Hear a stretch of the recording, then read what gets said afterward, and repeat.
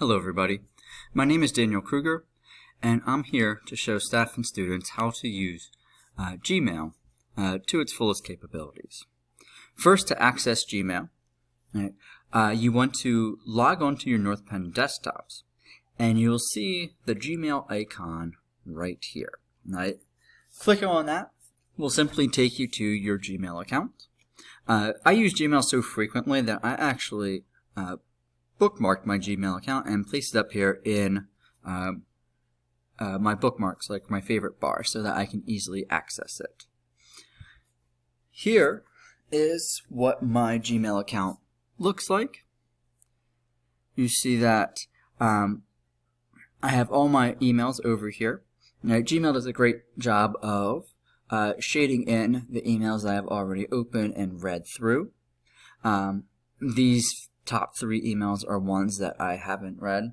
You can see that my inbox is quite full. I have over 1,000 emails in my inbox, and even though my coworkers give me a hard time for that, I know that Gmail has plenty of storage and allows me to keep a very full inbox. If I wanted to, I could go through and delete some emails just by simply clicking on this trash can email right here, so I know that this assignment created is not something I need, so I can just simply get rid of it. All right. I could also, if I don't want to delete the email, I can archive it. So there's a couple options right there. The other great thing that was added to our Gmail accounts this year is this little note right here that says external. All right. So I know that this email right here is coming from outside of the North Penn district because it has this little external in brackets there. Right? Any email that is not marked external, I know is coming from within the school district. Right? So now if I click on one of the emails in my inbox, right? So like this one right here, a colleague of mine sent me a PDF file. Alright, so to reply, all I would have to do is hit this little symbol right here. Another great thing about Gmail is that the reply and reply all buttons are no longer right next to each other. I know before we moved to Gmail we had Outlook, and hitting reply all by accident was a very, very common mistake. It hasn't really happened since we switched to Gmail. So I'm working on my reply to Eric. I want to thank him for sharing that PDF file with me.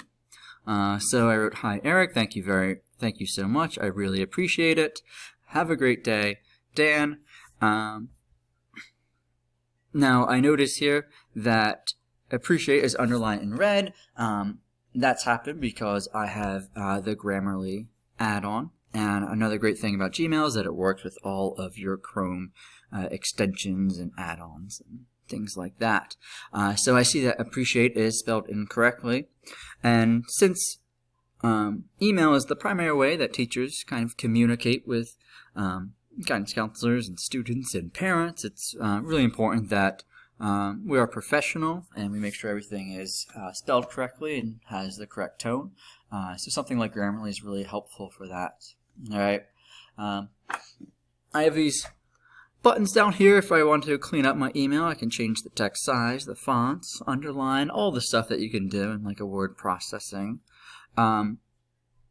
system. Down here, I also have the option to attach another file. I could insert links, add emojis. The one feature down here that I use the most is probably this insert a file from my Google Drive. Right, so everybody at North Penn High School has a Google Drive, and that's generally how we share materials.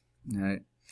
So then I can just simply hit send and thank Eric for sharing that PDF file for me. So overall, I think that Gmail is really simple to use. All right. There's a lot more that can be done with Gmail, but these were the basics. The other thing that is really great, and the last thing I really want to touch on, is that North Penn isn't my only Gmail account. So what's great about this is that I can actually click up here and I can see my personal Gmail account. So I can really quickly switch back and forth between my personal email accounts on my personal Gmail and my North Penn Gmail. So it makes it very, very simple to add multiple accounts. Alright guys, I hope you have a great time using Gmail, and if you have any questions, please let me know. Thank you. Bye.